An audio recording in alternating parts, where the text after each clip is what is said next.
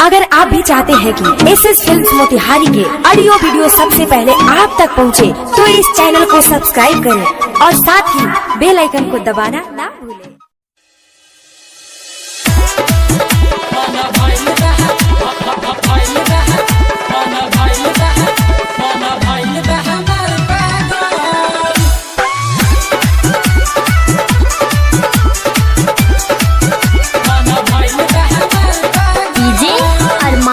DJ अरमान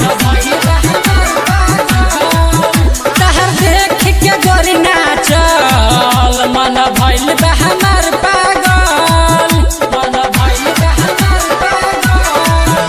तहर देख के गोरी नाचल मन भइल बा हमार पागल। मारे कमर से झटका हो, मालविया तो टटका हो, कोई जगह भी आई तो नाचल मन भइल बा हमार पागल। तहर देख के गोरी नाचल मन भइल बा हमार पागल, मन भइल बा हमार पागल,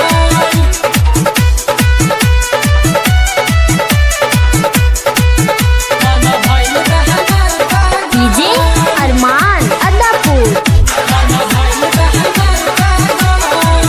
जब लचक के कमर पगलाई जल मन, जब चौकी पर नाचे आवे मलहिया बंगाली के मन कर डाली देवे नमरी पटंगरी उठावे। जब लचक के कमर पगलाई जल मन, जब चौकी पर नाचे आवे मलहिया बंगाली के मन कर डाली देवे नमरी पटंगरी उठावे। नहीं देवे ले चूमा हो, रात भर पीछे घूमा हो, रहम रात भर हम जागल मन भइल बा हमार पागल। तहर देख के गोरी नाचल मन भइल बा हमार पागल, मन भइल बा भइल बा, मन भइल बा, मन भइल बा हमार पागल। डीजे अरमान डीजे अरमान डीजे अरमान डीजे मन भइल बा हमार पागल।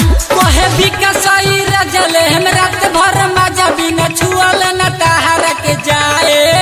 हई पकिया बिहारी भल देबू हमके गारी, सुन रात भर तोह के नचाए। कोहे बिकसई रजले हम रात भर मजा बिना छुअल न तहार के जाए। हई पकिया बिहारी भल देबू हमके गारी, सुन रात भर तोह के नचाए। मिंटू से हम के सट गोरी मन जाई तोहार भारी। तोहर देख के गोल गागल मन भइल बा हमार